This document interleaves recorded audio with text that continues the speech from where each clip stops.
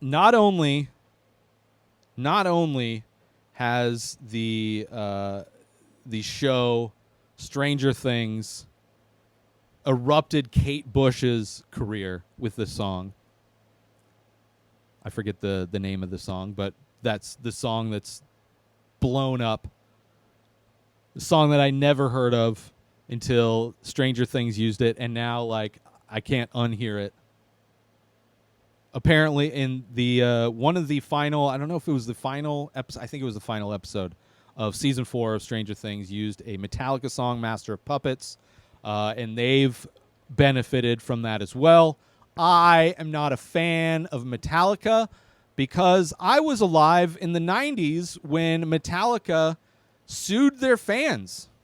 This is a band, Metallica, when they were starting, encouraged their fans to bootleg their albums and share their albums, their bootlegged albums, with their friends. That is how this band started. That is their origin story for getting popular. And many years later, when they are popular and they are millionaires and they release a hybrid album, S&M, where their songs are being played by a symphony, that album didn't go as well as they wanted to. And there was a piece of technology that was being used at the time to bootleg music called Napster.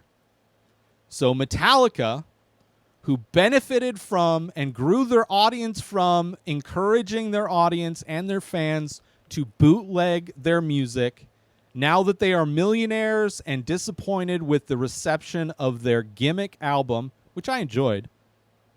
I thought it was interesting listening to Metallica music being played by a symphony. But they blamed the lack of success on Napster. Meanwhile, Eminem breaking records. Same year. So it's just they expected to make more and they didn't on their gimmick. And so they decided to sue their fans. The only people that would be bootlegging their music are people that can't afford it but love their music. Those were the people that this band Metallica decided to attack and decided to sue. So I don't really care about Metallica. You know, I think they've definitely made some good music. But as far as greed is concerned, as far as how they treat their fans, how that's concerned, I don't care. It's disappointing, actually, that they are making money on a technology that came from Napster. The ability to download and stream music was pioneered by a technology known as Napster. This band is profiting once again because their song was used. And this is a band that used to be very against their music being used in like soundtracks and for marketing and things like that. But again, in the 90s is when you heard them. I think their first Mission Impossible 2, I think, was their first soundtrack that they were on. They started licensing their music out, started selling out. So I am definitely more proud of Kate Bush, and that is a much better story than Metallica, a bunch of wealthy millionaires who started their career by encouraging their fans to bootleg their music, who later sued their fans for bootlegging their music, are now profiting because one of their songs was featured in a very popular Netflix show, which I thought the scene was great. The songs, I mean, they make good music, sure. I just don't like them as people. I just do not. I like, as far as Netflix, like as a band, I just think they're morally bankrupt. They don't care. They care far more about money than they do about their fans. So I feel bad for people who are fans of this band because, I mean, they're lucky.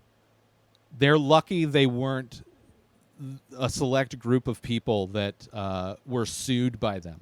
when they became, they